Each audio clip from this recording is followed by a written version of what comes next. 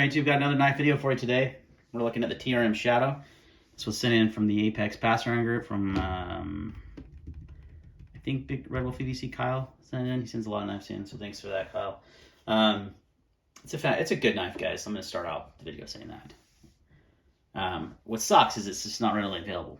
I almost hate doing reviews on knives like this because people are always like, oh, you can't even buy it. That sucks. And I'm like, yeah, it does. That's Three Rivers, though. That's TRM. They don't mass produce knives. They make small batch stuff, and they're kind of hard to get, you know, and then they have a high resale value on the secondary market. So it is what it is. That's what you get into when you get into these knives. So let's go ahead and talk about basic specs. So this is open length of 7 3/4 inches, closed length of 4.5, a thickness of 0.485, weight is 4 ounces, blade length is 3.2, and it's 0.9 inches thick, so nice and thin blade stock. It's got a tumble polished finish, it's got a flat grind, and it's got their river lock, essentially what they call the axis lock. It's, you know, the patent expired, and so everyone's running with this lock, and it's a great locking mechanism. It's been around forever, and I like it. I like axis locks, so, or whatever you want to call them, river locks. I've heard them called so many things. What is Hope called the Able lock, and there's just all kinds of different names. It's all the same thing, though. It's all an axis lock. So let's do some size comparisons. Might as well bring out a Benchmade axis lock, because why not? Mini Damas. Very, very similar sized.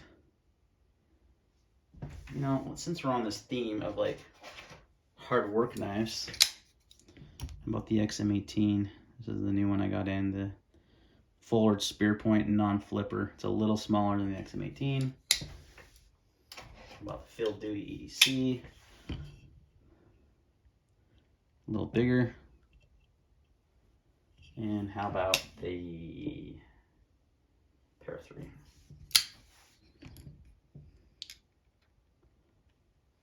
About the same size as the Para 3. That's pretty surprising. More cutting edge on the TRM though. All right, guys. So there's some size comparisons out of the way. Went over the specs.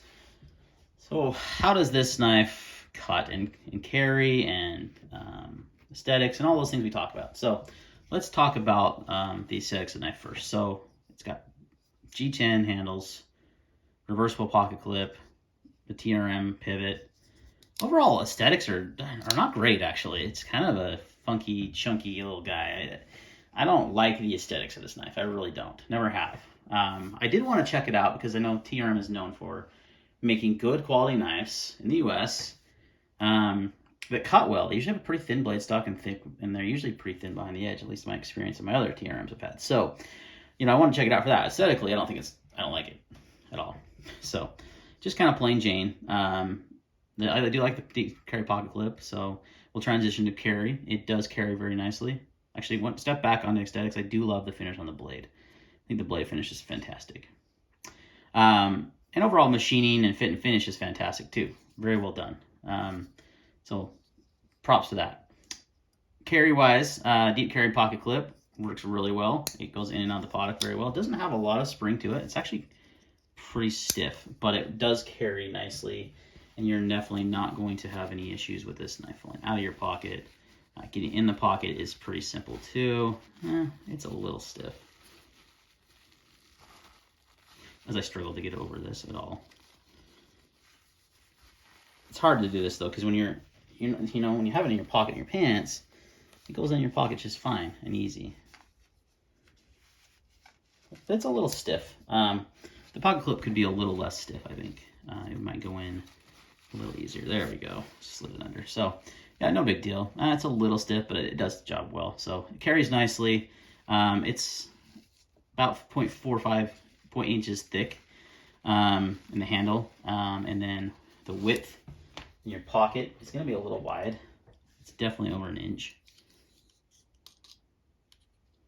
1.45. So it's pretty thick in the pocket. So something to consider there. How does it cut? We're going to talk about cut and ergos. I should really start with those because to me they're the most important thing in a knife. Aesthetics is one thing. I do like aesthetics, and I don't typically buy knives I don't like the way they look, but you know, I would say if I knew it cut well, if I knew it had good ergos, I wouldn't care much about aesthetics. And this knife is super comfortable. It is super comfortable. It's got this forward choil. You can choke up, and if you choke back, you've got plenty of space. The one thing I will say that I do notice when using this knife and just in grabbing it is this transition here from this choil. You know, this you have your forward choil here, then you kind of have the handle transition back here, is sharp. They just need to contour that a little bit better. This is pretty sharp point that I've felt a few times when using the knife. That's my only criticism as far as ergonomics go. Other than that, it's a fantastically ergonomic knife. Like, it feels super good in the hand. When you're using it, it feels good. That's just one little nitpicky thing. It's pretty sharp right there, though. So you may feel that or may not. Your mileage may vary. So ergonomics are good. I'm going to roll in some cutting footage right now using this knife. Do some more cutting with the or the Shadow, excuse me, TRM Shadow as well. Surprisingly, like, thin blade stock, but not thin behind the edge. It's like 21 thousandths, maybe 22 thousandths behind the edge, which I was really disappointed. I thought they made pretty slicey blades. So this one's got a little more robust at the edge, but it's got thin stock, and it still cuts through cardboard really nicely. Let me just get a fresh shot of the box here. This box is gonna get shredded to crap. So yeah, it goes through cardboard really nicely still. This is pretty thick stuff. Even though it's thick behind the edge, it still cuts well through something like cardboard because of that thin stock, I think. And it's got a nice factory edge on it. Pretty sharp, so it's going through that no problem. And it's really quite comfortable in the hand. It's got good ergos. Yeah, so interesting though. I wish it was thin behind the edge, because if it was, it would be a crazy good slicer because of that thin stock, but surprisingly a little thick behind the edge. All right, so cutting wise, it does really good. Surprising though, because, well, it's somewhat surprising. It's nice thin blade stock, and you have a full flat grind, excuse me. It's pretty decently tall. But what surprised me about this knife, and I mentioned it while cutting, is it's pretty thick behind the edge. At 20, wow, it's thicker than I thought it was. 21.215, so 21, we'll call it 21 thousandths behind the edge.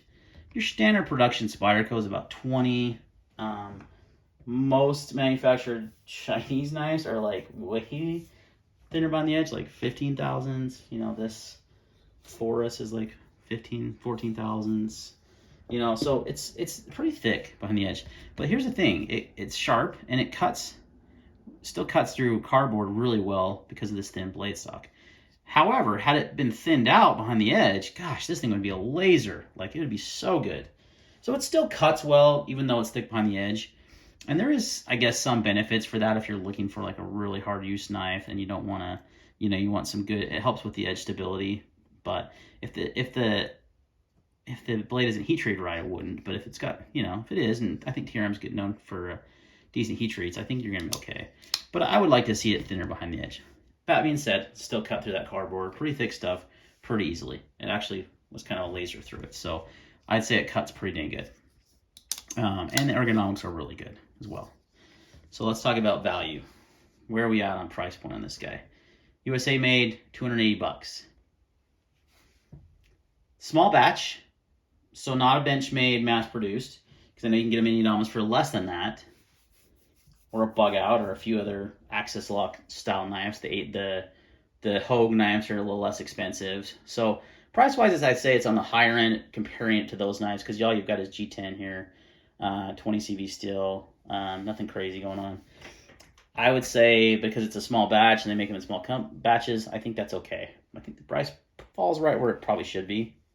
If it was more mass produced, I would say it's a little overpriced. But because it's not, and because they're constantly sold out and you can't even buy them, I'd say it's pretty good. And they sell for a lot more on the secondary market as well. So there's that. So overall, guys, I like it does have a replaceable pocket clip. So this is a fully ambi knife because it has the I'm gonna call it an Axis Lock or the River Lock. You can swap the clips around. So if you're a lefty, this one's a great choice because it's fully ambi. So I'd say as a good working knife, just a good overall EDC knife. But you know, you got to get some work done. You got to break down tons of boxes. You got to, you know, cut lots of things, and you don't want to, you know, you want a good working knife. I think the Shadow is really good at that. I think that's what it's designed for. It's not the prettiest guy in the block. It's not going to have fancy materials like, titanium and Damascus, and you know, it doesn't have a crazy good action or anything like that. You know, actually it does have a pretty good action because that's the able access river whatever lock. It does have a pretty good action, but overall it's not, you know, as fancy as a lot of other knives. But if you need a good working knife, I think it's fantastic for that choice. So, all right, guys, that's gonna wrap up my review. Thanks for watching. See you next time.